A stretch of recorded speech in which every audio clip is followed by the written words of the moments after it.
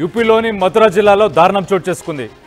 రక్షక భటులే రాక్షసులయ్యారు. ఈ మధ్యకాలంలో మనం చూస్తే చాలామంది భర్తలని భార్యలు చంపుతున్నారు. కానీ ఇక్కడ మహిళలకు కూడా రక్షణ లేదన్నదానికి ఇది ఒక రుజువు మనం చెప్పుకోవాలనుకుంటే.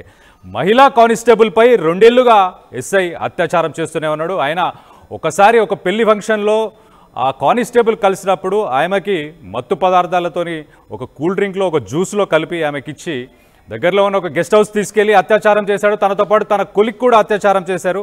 వీళ్ళిద్దరు చేసి ఆ వీడియోస్ని రికార్డ్ చేసి ఆ న్యూడ్ వీడియోస్ తీసి ఇన్స్పెక్టర్ అప్పటి నుంచి బ్లాక్మెయిల్ చేయడం స్టార్ట్ చేశాడు.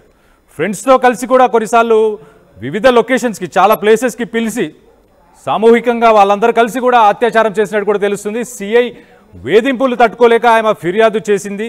బాధితురాలు వచ్చేసి దీక్షాంత్ శర్మ అండ్ ఆ ఎస్ఐ పేరు వచ్చేసి రవికాంత్ గోస్వామి. ఇది ఉత్తరప్రదేశ్లోని మథురా జిల్లాలో జరిగిన ఘటన. సో ఝాన్సీ మథురా జిల్లాకు చెందిన బాధితురాలు, కానీ ఝాన్సీకి చెందిన విధులు ఏదైతే బగ్పత్కి చెందిన ఎస్ఐ రవికాంత్ గోస్వామి కూడా అదే స్టేషన్లో పనిచేస్తున్నాడు. ఇద్దరు ఒకటే స్టేషన్లో వర్క్ చేస్తున్నారు. ఝాన్సీ జిల్లాకు చెందిన రవికాంత్ గోస్వామి సస్పెండ్ అయ్యారు. ఇప్పుడు ఎస్ఐతో పాటు అతని ఇంకొక కొలీగ్ ఎవరైతే ఫ్రెండ్ ఉన్నారో ఆయనపై కూడా కేసు జరిగింది. సో అతని పేరే దీక్షాంత్ శర్మ, అతని పైన కూడా కేసు జరిగింది.